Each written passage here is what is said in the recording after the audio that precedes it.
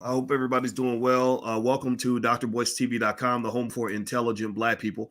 And as many of you know, being intelligent means staying healthy. It means seeking out ways to be healthy, wealthy, and strong.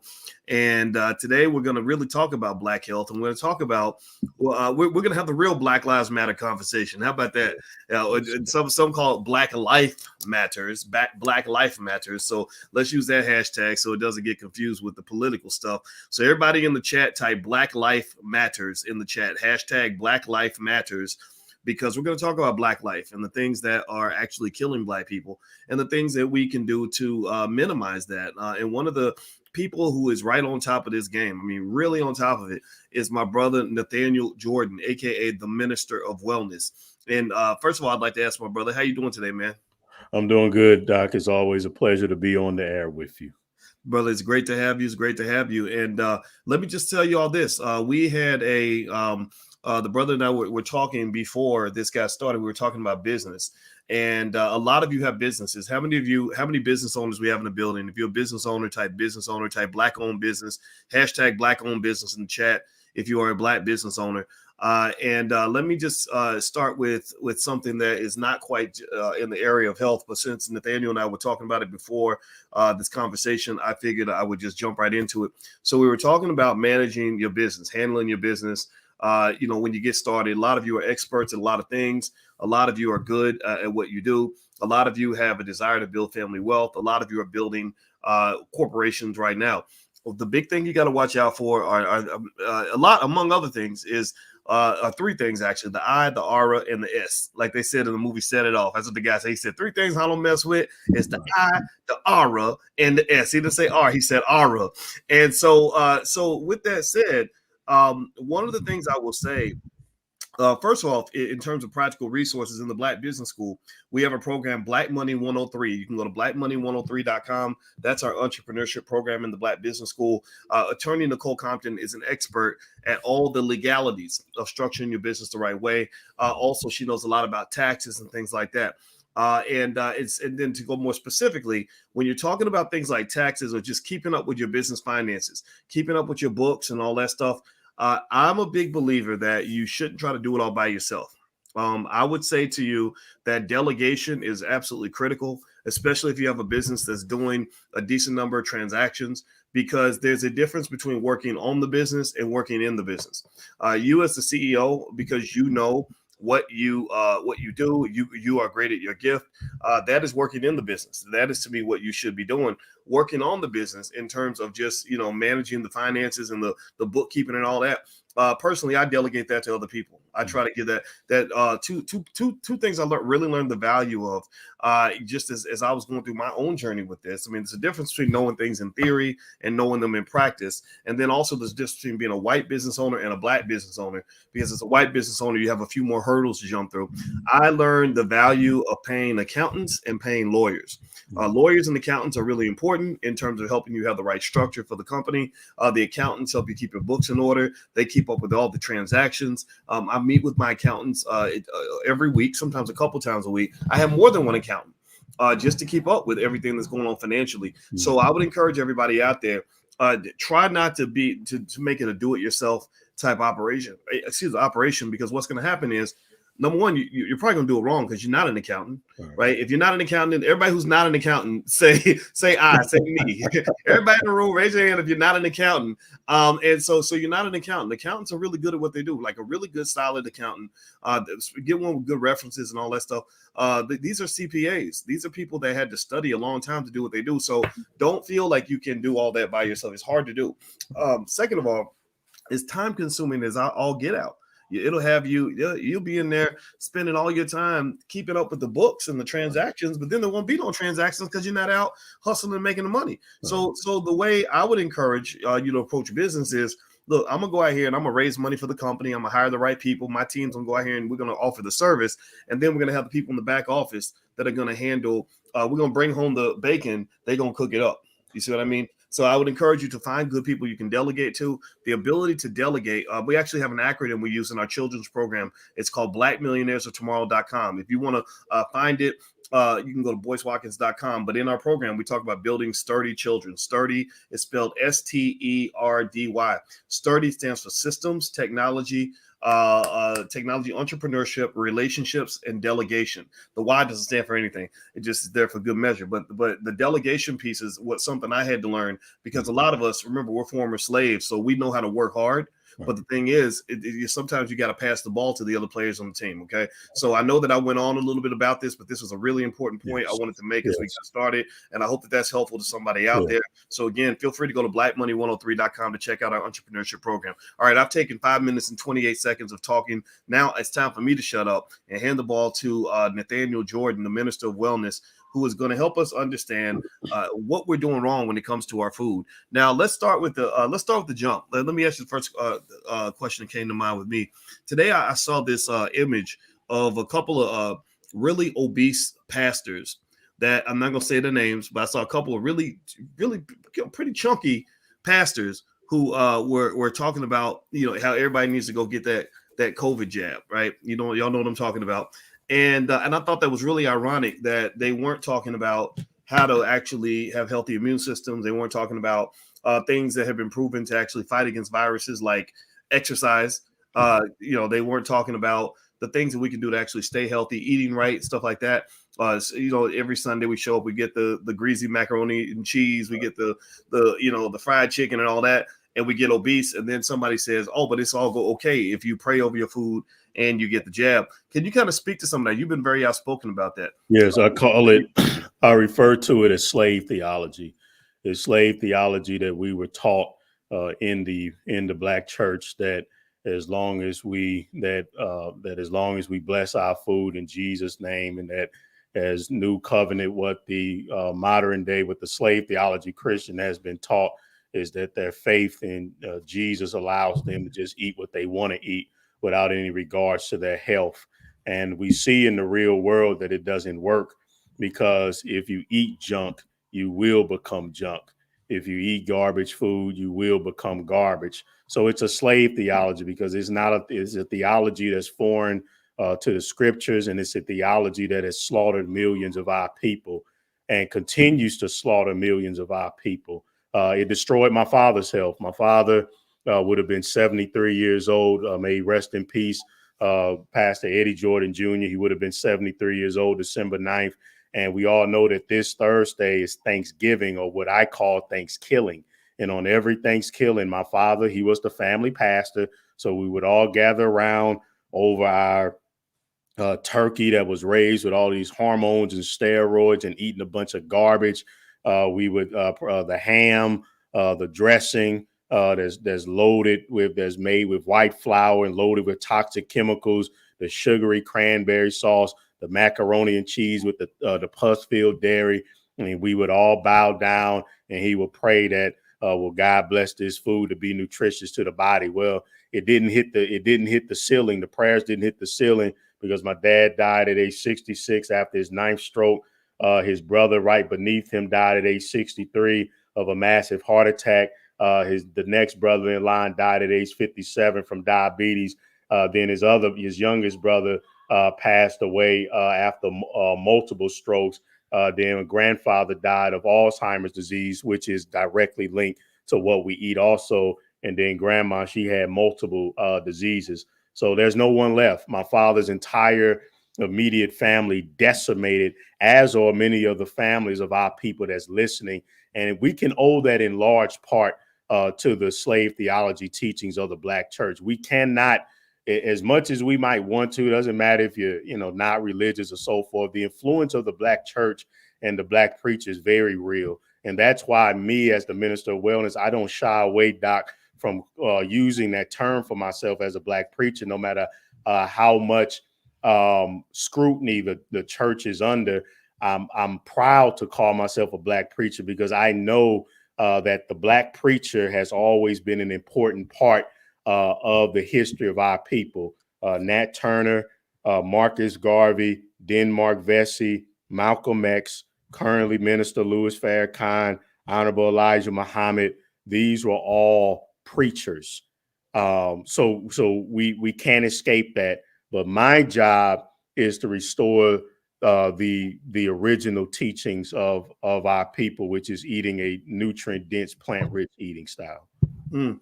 All right. Well, everybody, was speaking with Nathaniel Jordan, aka the Minister of Wellness, and we are speaking about the things that are really killing Black people. We're talking about really confronting our health. Thanksgiving's coming up. He calls it thanks killing, and I'm gonna tell you what. When I hear that story from you, brother, and I can relate to it. You know, you and I really connected over the experience of our fathers and what we kind of watch. My biological father is dead. He died in his 60s, and my father that raised me has had some major health challenges. And so, one of the things that we noticed is that there's just it's kind of hard to approach something like this because it runs in the face of so many traditions that we have. It's a painful thing to talk about. Number one, you know, I mean, when I just heard your story, I just kind of felt a lot of pain hearing about, you know, the entire bloodline going down over something that some would say is preventable. But then also there's the challenge of you going into Thanksgiving, everybody wants to feel good, and then you're saying no, it really is Thanksgiving. How do you you know, what are the ways that people can internalize the message without being made to feel bad about, you know, about what's coming up over this weekend? You know, for a lot of people, Thanksgiving means a lot for them. What do you say to that? Yeah, well, you know, of course, what I believe is that if we will return to knowing who we are as a people, then we have plenty of days that we could celebrate that wouldn't be directly linked to the death and destruction of our people. And there's a tremendous amount of Native American heritage in all of us, and many of the Native Americans are indistinguishable between how we look. And so there's plenty of other days if that's what I would recommend for people. Me myself, more on the studying the African Hebraic roots of our people. Then of course we have our other people choose down other paths of a more traditional African heritage with the holidays. That's why we created Kwanzaa and so forth. However, what I want to say is that my wife, Dr. Chef Felicia Ann Jordan, who works side by side with me in the ministry, she's a chef, and she's a great chef, and she's cooking up a feast right now, Doc. I'm talking about you can. Here's the thing, Doc. There used to be a time where before the rise of processed food, you can make all of the desserts healthy. You don't have to use white sugar. So, Doc, we're going to have apple pie. We're going to have sweet potato pie.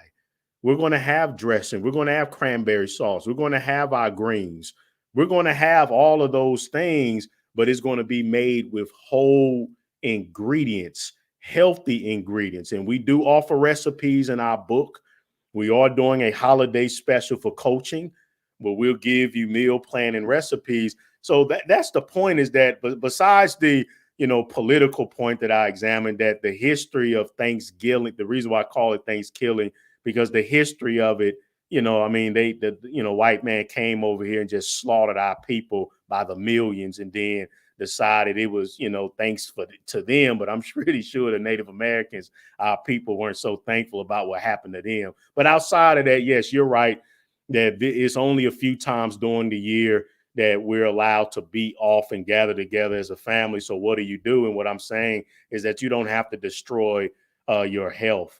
And there used to be a time we understood that. That's why our grandparents and great grandparents lived to be in their 90s, even though they weren't eating perfectly, but they were eating real food. If we could at least take the step in the direction of eating real food, that we would be a whole lot better than where we are now. Of course, like such as my mother was raised in Mississippi in the 50s. Now, did she not ever eat meat as I advocate now? No, she didn't. But guess what, Doc? They raised the chickens. They knew everything the chicken ate. It wasn't no big, giant, fat chicken where the wing is as big as your head. It was a little small chicken, and then they would have to defeather it. They had to kill it themselves, defeather it, and cook it. So it was much different. At least it was real meat. And that alone makes a difference. So that's why everybody needs to follow me. If you follow the ministry, we give recipes, we have meal plans in the book, and we'll give you the coaching that you need, so that you don't have to feel like you have to eat yourself to death. Brother, this is the deadliest time of the year for Black people. And I don't want that to happen. There is something called holiday heart. Holiday heart means that you're living your whole life on edge, playing Russian roulette with your life.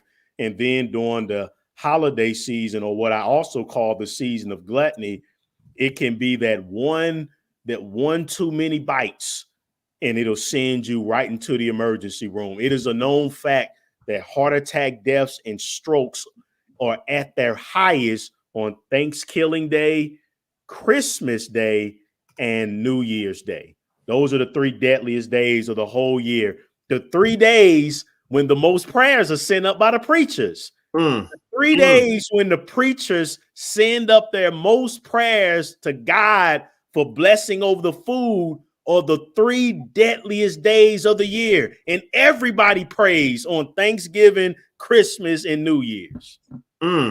That's heavy. I don't know. If y'all heard what this brother just said, type the word heavy in the chat, because this brother got me over here Googling. I'm like, whoa, wait a minute. What?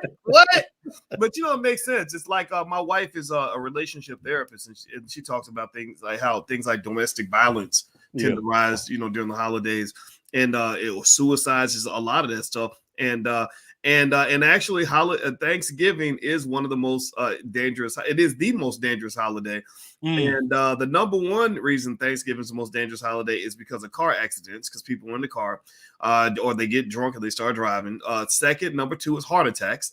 An unusually heavy meal can increase the risk of heart attack about 4 times in the 2 hours after eating. That's according to a study presented at the American Heart Association Scientific Sessions 2000.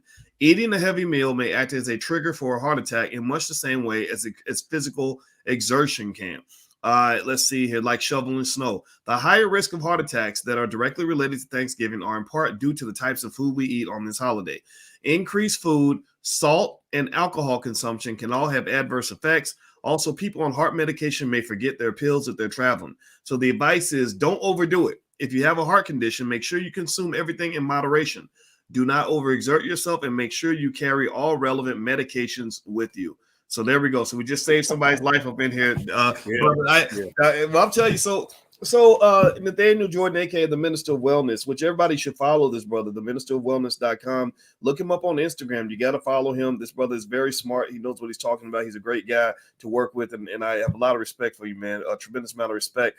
And also, just so everybody knows, on January 8th, we are doing a special event where he is the featured speaker. He will engage with you and talk to you about all the things that can keep you healthy and strong, help you deal with this pandemic. Anything that you want to know, anything you want help with, it's blackhealthempower.com. You can go sign up at blackhealthempower.com. Hit the thumbs up button. Thumbs up, everybody, right now.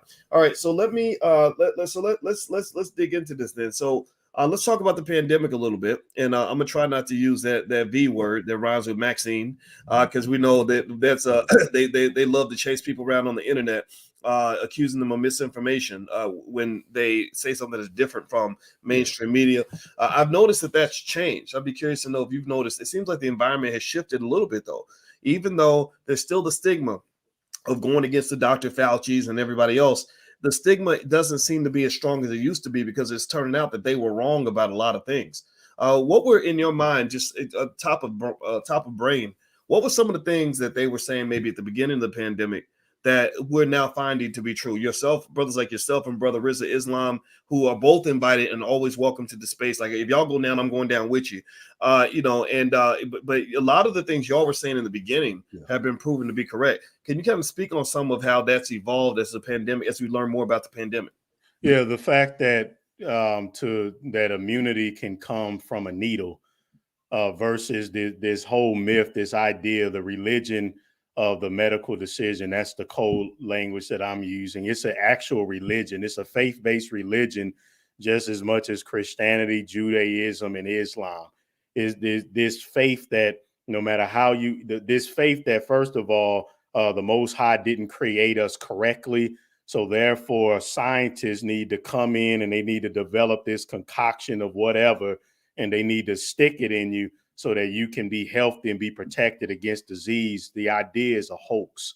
And so what we've seen is what we've seen throughout is long bloody history, that it doesn't work because the immune system is extremely complicated. And we can't even understand the human body is the most complex organism in the world. We can't even stop tornadoes, hurricanes, and earthquakes. So if we can't stop tornadoes, hurricanes, and earthquakes, how dare we question the one who creates hurricanes, tornadoes, and earthquakes? I believe we probably should listen to what he has to say concerning how to be healthy and how to strengthen the immune system. And that comes from how we eat and how we live. And our people should know this because before the first of their kind ever even developed the first medical decision, we were living long, healthy lives. And then there's still certain parts of the world where we live very long, healthy lives. And there is no hospitals, there's no needles, and there's no drugs. So how do you explain that?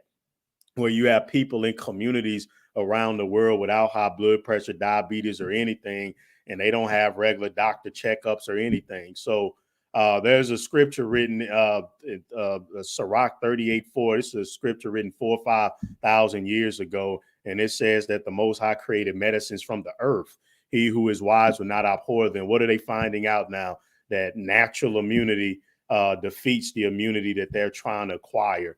So what I said 3 years ago, that the time would come where they will have 1,000 of these things, meaning that every week you'll have to roll up your arm and to get injected just to be a part of society.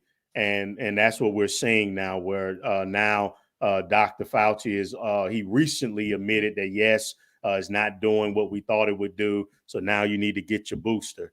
But now we have certain nations like Israel and France where they're on their third, fourth, fifth booster.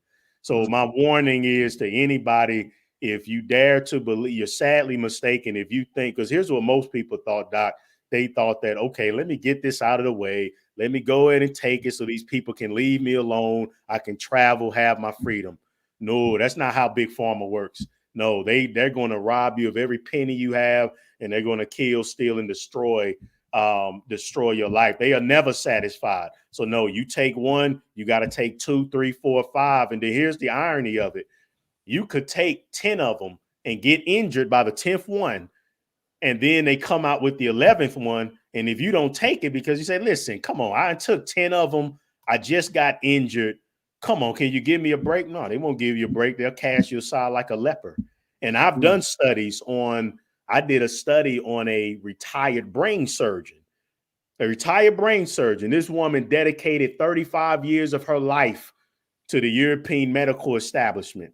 But because she was injured by this and is speaking out on her injury, she's been treated like a leper by her own constituents.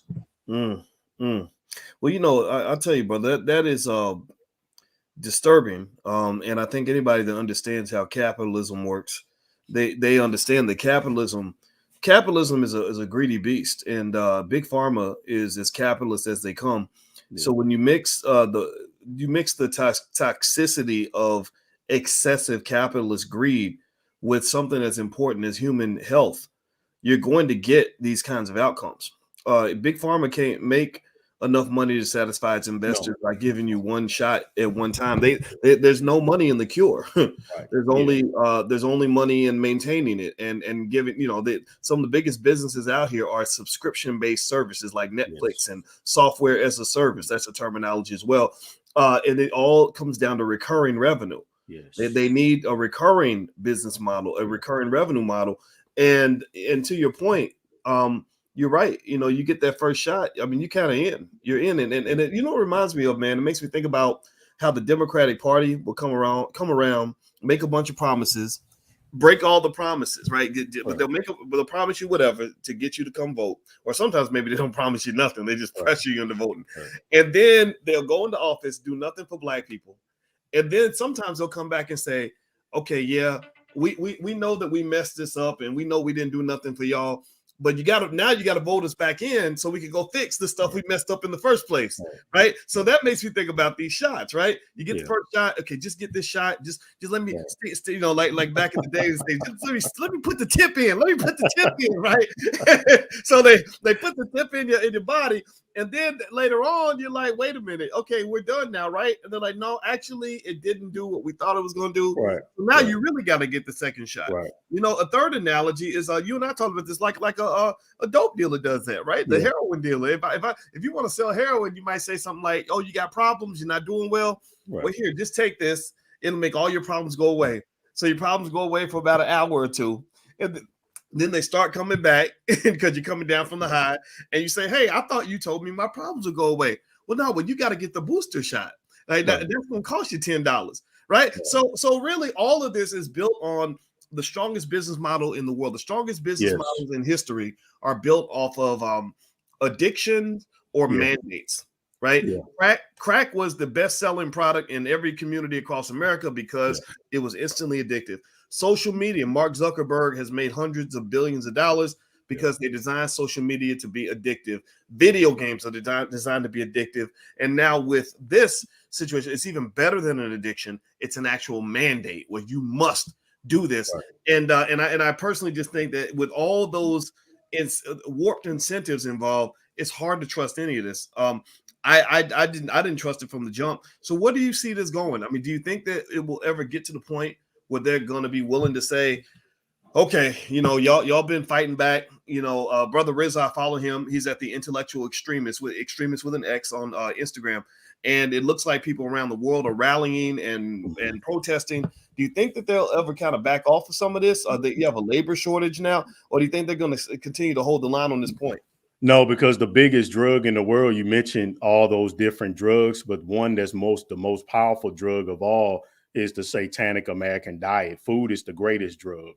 The white sugar, the white salt, the white flour. If I put down a powder of crack cocaine, white flour, heroin, and sugar, unless you're a drug expert, you wouldn't be able to differentiate between all of those. And the reason why is because heroin and crack cocaine, white flour, white sugar, what do they all have in common? They come from plants.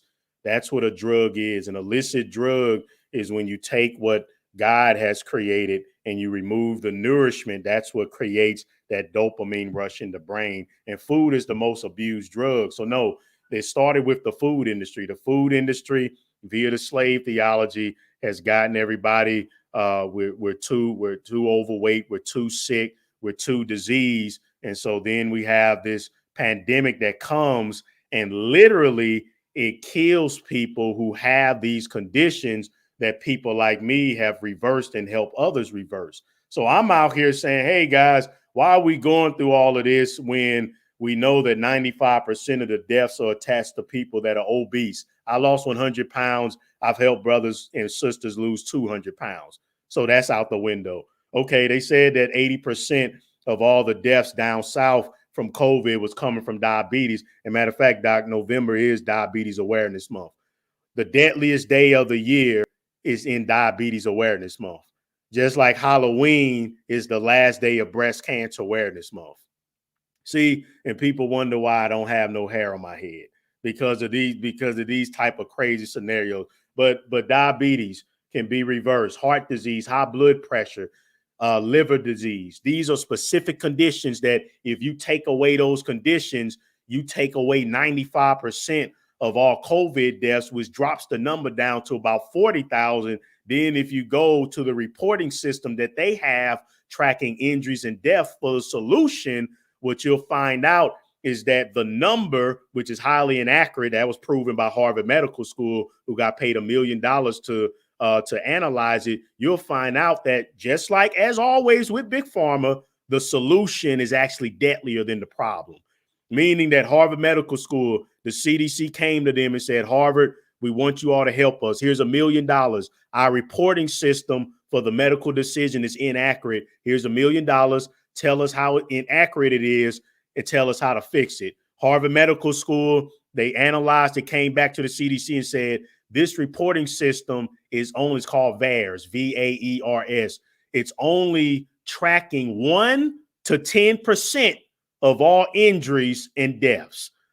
Look at the number of deaths so far that they have for the solution for this current pandemic. It's already at 20,000. So you have to times that number by 10 to 100 to get the accurate number. But then you take the COVID deaths and you slice that in 95% if you take away preventable and reversible comorbidities. So the solution is already far deadlier than the problem. And what I'm saying, Doc, is that what I'm saying is that the future is bleak, because all they have to do is just wait, because unless the food addiction changes and unless our health changes and we learn about real immunity, like what I'm going to be teaching January the 8th, and unless we return to a natural way of eating and living as we've been instructed, and living and eating the way we're supposed to as humans, as melanated humans, humans of color, of melanin.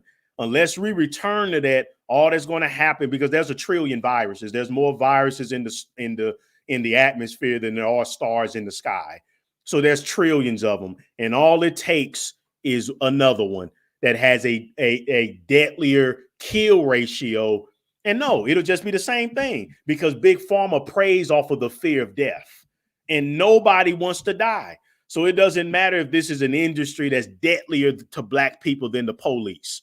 Far deadlier, about 100 times deadlier. Nobody wants to die. So this one, they might be failing in this one, but all they're doing is already planning for the next one. And with that said, that's why there were some vials of smallpox that were recently found in a laboratory that it shouldn't have been found in. And of course, it was quickly investigated, and those vials were taken by the FBI, and that's smallpox. Smallpox gets released if a mutagenic version of smallpox get released, Doc.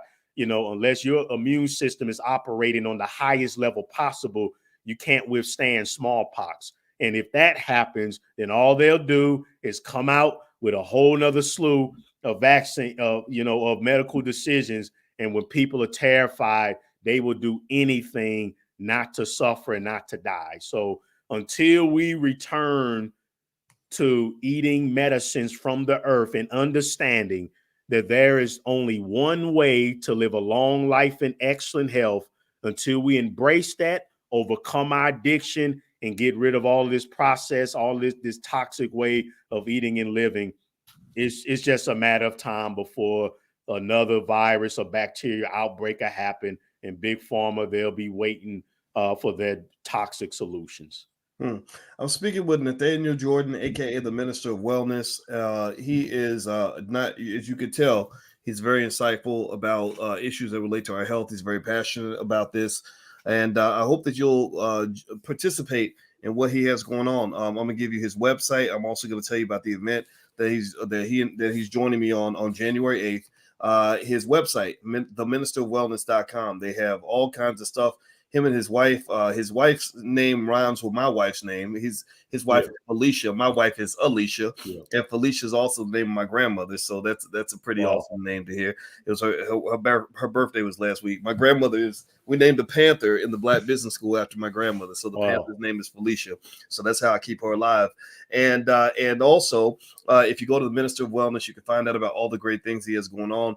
And in addition to that, the January 8th event, you can go to blackhealthempower.com. That URL is on the screen. I hope you'll share this with anybody that wants to get health information from a different source, a better source. And let me just, and I'll let you get the last word, brother. I'll share something real quick about Big Pharma, why I don't trust Big Pharma. It's a simple model. It's a model that says these companies make money by getting you to be fat and sick, feeding you, putting stuff in your food that's going to make you fat and sick. And then they make money on the back end selling you things that will help you deal with the fact that you're fat and sick, right? So to me, it seems that when you're talking about things like wealth, maybe a good way to preserve your wealth is to not get fat and sick in the first place, so you don't have to spend all your money dealing with the fact that you're fat and sick. When they talk about health and wealth being connected, health is wealth. Anybody heard that term? Well, if you don't take care of your health and you're building all this wealth, you're going to drain your wealth trying to get your health back. and they won't give it back to you. They'll just dangle it over your head like a carrot and say, keep taking this medication, keep taking this shot. Let us just stick the tip in. And next thing you know, you'll still get old, fat, sick, and you'll die. And all your wealth will be drained, because one of the biggest ways that people go bankrupt, I don't know if y'all know this, but the number one, if not the number one or number two reason that people end up going bankrupt is because of health. Because of medical bills. So keep that in mind. And I'll read this quick stat, and then I'll let you get the last word, brother. I'll read this article on AmericanProgress.org, and they're talking about Big Pharma and how they manipulate drug prices. They said, despite the fact that Big Pharma receives major subsidies from the federal government, prescription drug prices are increasing at an alarming rate. In 2019, price increases from drug manufacturers affected more than 3,400 drugs. For example, Allergan, a major pharmaceutical manufacturer, raised prices on 51 drugs, just more than half its portfolio. Some medications saw a 9.5% price increase. The sharp increases in price occur as companies continue to report millions in revenue. The pharmaceutical companies' profit margins receive significant bumps when they launch new drugs, specifically specialty drugs used to treat life-threatening conditions. These drugs often cost more than most Americans can afford. Pharmaceutical companies have stated that the prices are high because the drugs are difficult to manufacture. In 2013, for example, industry giant Gilead Sciences launched Sovaldi, a hepatitis C drug, at $1,000 per pill, or $84,000 per treatment, which can last 12 to 24 weeks. After an 18-month investigation into the company's pricing, the Senate Finance Committee concluded that Gilead had pursued a marketing and pricing strategy designed to maximize revenue with little concern for access or affordability. Now, I could keep reading. This article is on AmericanProgress.org.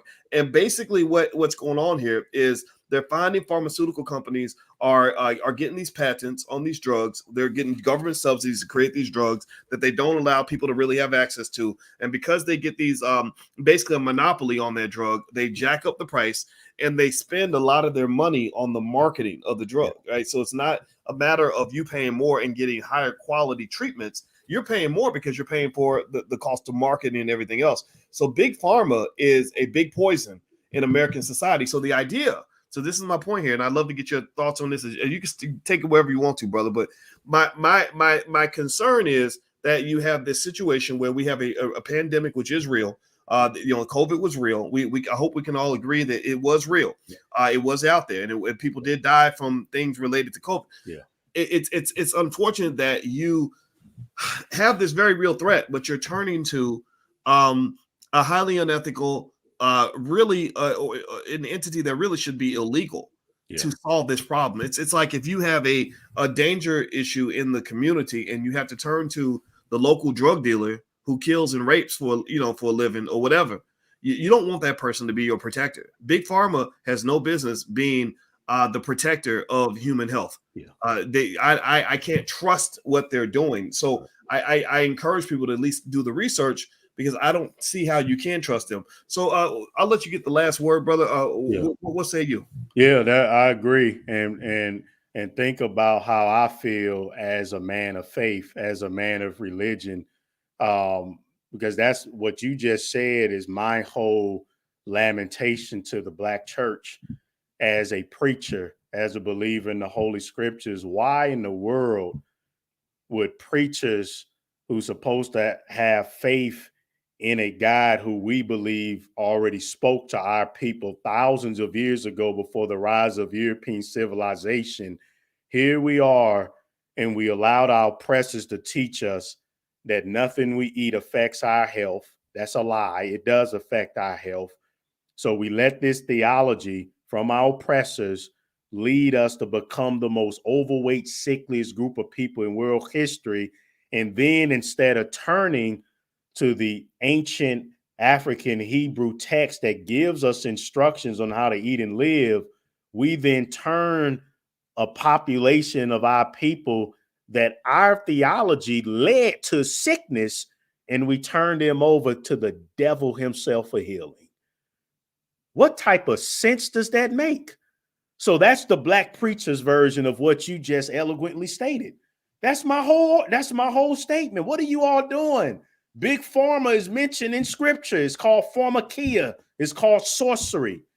That's illegal. Like, as you said, that's supposed to be illegal. It should be illegal according to the laws of the land, and it is illegal according to the Most High.